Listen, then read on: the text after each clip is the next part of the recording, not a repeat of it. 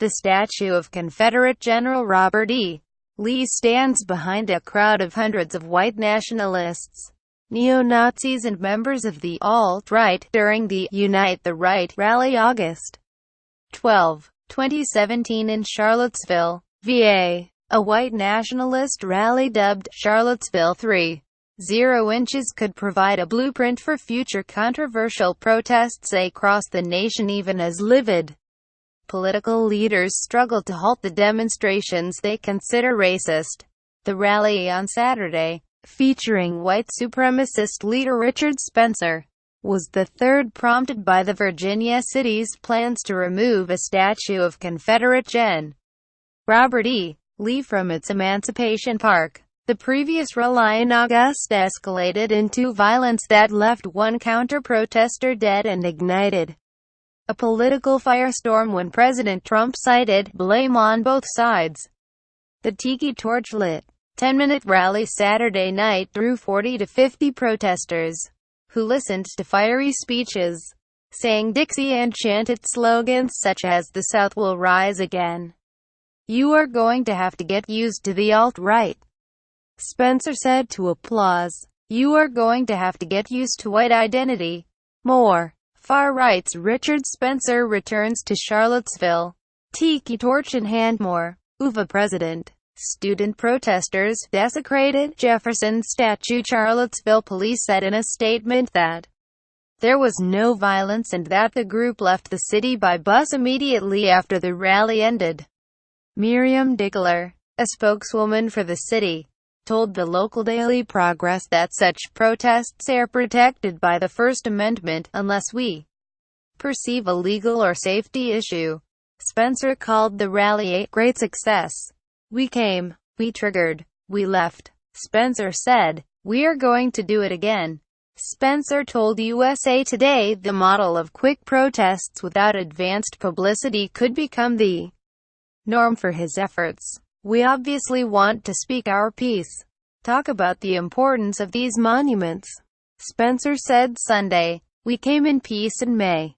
We came in peace in August. We came in peace on Saturday. We do not want violence."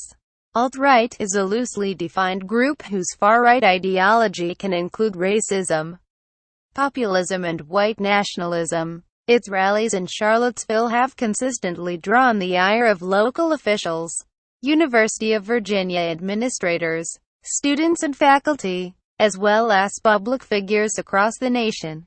After news of Saturday's rally spread, counter-protesters gathered outside the residence of UVA President Teresa Sullivan.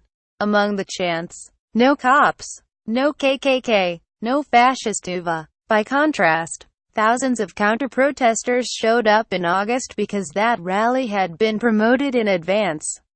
Spencer, a UVA graduate, already has plans to speak later this month at the University of Florida, which grudgingly gave consent on free speech grounds.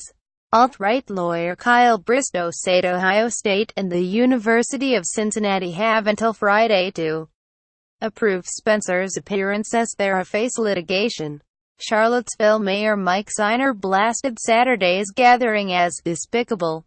Virginia Gov. Terry McAuliffe, a Democrat, tweeted his opposition to these racists. City Councilman Wes Bellamy called for felony intimidation charges against the protesters. The statue from Emancipation Park has been covered with a black tarp for weeks, its removal delayed by litigation. The statue has been a lightning rod for protests by white nationalists, who consider Confederate leaders as heroes, and opponents, who consider the leaders racists for fighting to maintain slavery and want the statues removed.